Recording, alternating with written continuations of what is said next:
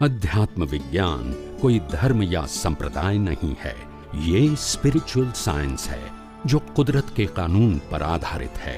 ये विज्ञान पूरे ब्रह्मांड के सभी रहस्यों को उजागर करता है और जीवन के सभी पहलुओं को समझने के लिए एक नई दृष्टि देता है।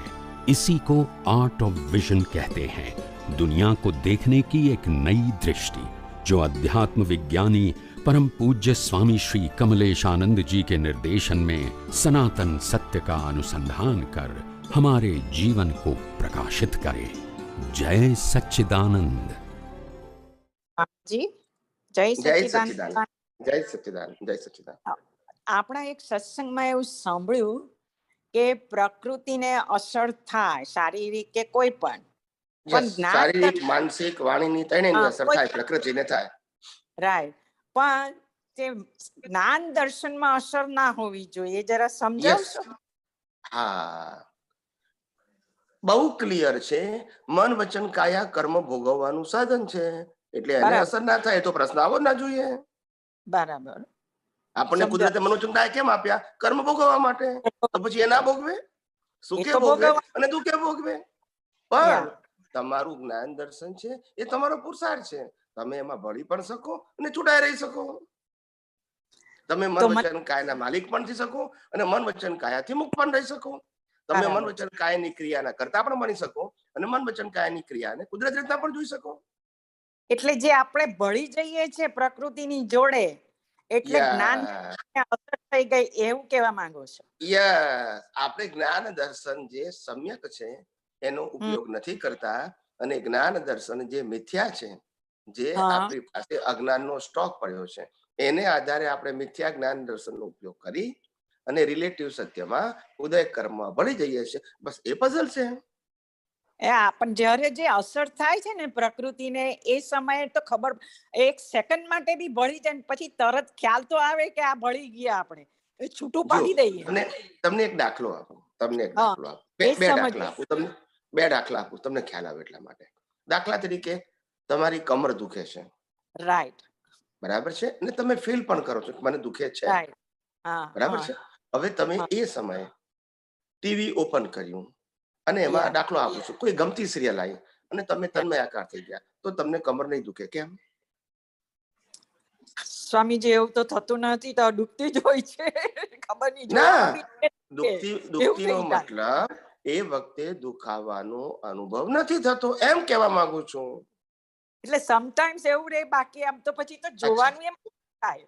બીજો આ એક દાખલો આપ્યો, કારણ કે આ અનુભવ બધાને છે. બીજો દાખલો આપો, તમે કોઈ પણ જગ્યાએ તમારું ચિત્ત કોન્સન્ટ્રેટ કરી નાખો ઇન અધર પ્લેસ, એ વખતે તમને પ્રેઝન્ટમાં શું થાય છે એ ખબર ના પડે. દાખલો આપો, તમે જમવા બેઠા છો અને ખાઈ રહ્યા છો બધી વસ્તુઓ, અને ખાતા ખાતા તમારું ચિત્ત બિઝનેસમાં ગયું, જોબમાં ગયું કે કોઈ રિલેશનમાં ગયું. ચિત્ત તમારું ફિઝિકલી બોડી તમારું ખાઈ રહી છે, પણ તમારું ચિત્ત ત્યાં ગયું. તે વખતે તમે શું ખાવ છો એનો અનુભવ નહીં થાય. ખ્યાલ ના રહે. બરાબર. આ બધી વસ્તુ છે. એટલે કહેવાનું મતલબ આના ઉપરથી હવે હું પ્રિન્સિપલ કહું છું.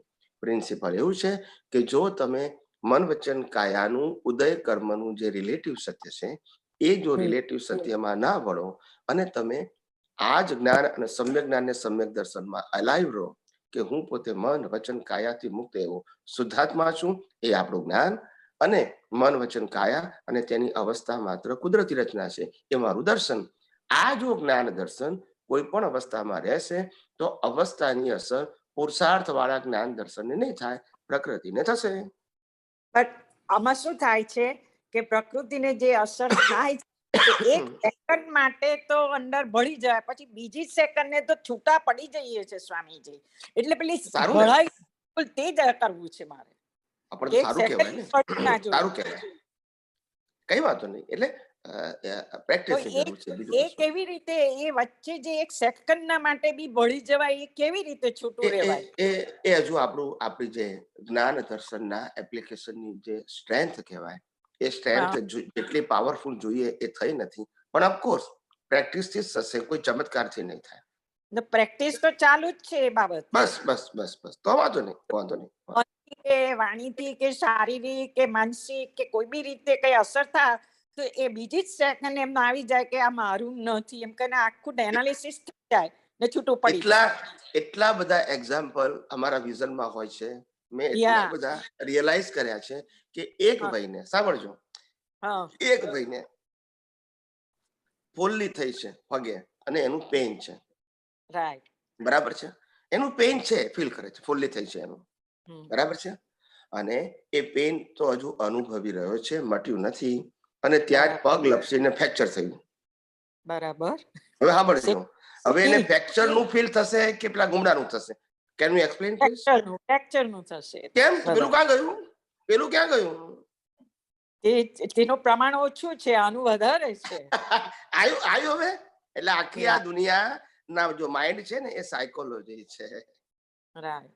તો તમે સમજી ગયા? અને સાયકોલોજીને તોડવા માટે આપણે સમ્યક જ્ઞાન સમ્યક દર્શનની જરૂર છે. બીજો કોઈ ચમત્કારિક રસ્તો નથી, કારણ કે સમ્યક જ્ઞાન સમ્યક દર્શન એ સનાતન સત્ય છે, બાકી બધું રિલેટિવ સત્ય છે.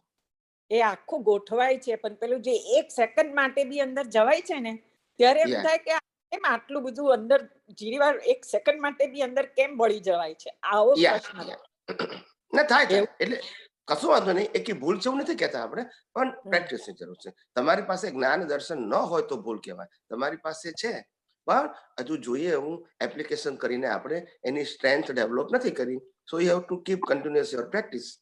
ખ્યાલ આવ્યો? રાઈટ. એટલે પછી રિઝલ્ટ તો આવવાનું છે પછી. અચ્છા, બીજું એ કે અત્યારે તમે વિભૂતિબેન જોડે વાત કરી ને કે વાણી અને એક્શન ક્લાઉડમાં જાય, રાઈટ? ઓકે, એના કોઝ ક્લાઉડમાં જાય, અને મન, બુદ્ધિ, અહંકાર અને આત્મા તો એ બે છૂટા પડી જાય જત નીકળે ત્યારે. યસ, મન અંતસ્કરણ આપણી સાથે રહે, એ અંદર છે. આત્મા અને અંતસ્કરણ અંદર છે, અને સ્પીચ અને એક્શન ના સંજોગો કુદરત આપણને આપે છે. મારે બોલવું છે, વ્યક્તિ ના હોય તો કેમ ન બોલવું? મારે ક્રિયા ખ્યાલ આવે. એટલા માટે એ બધા સંજોગો, મારી ધારો કે અહીંથી સ્ટેશને જવું છે તો સ્ટેશન જવાના સંજોગ કોણ આપશે? કુદરત. પછી હું જવાનું.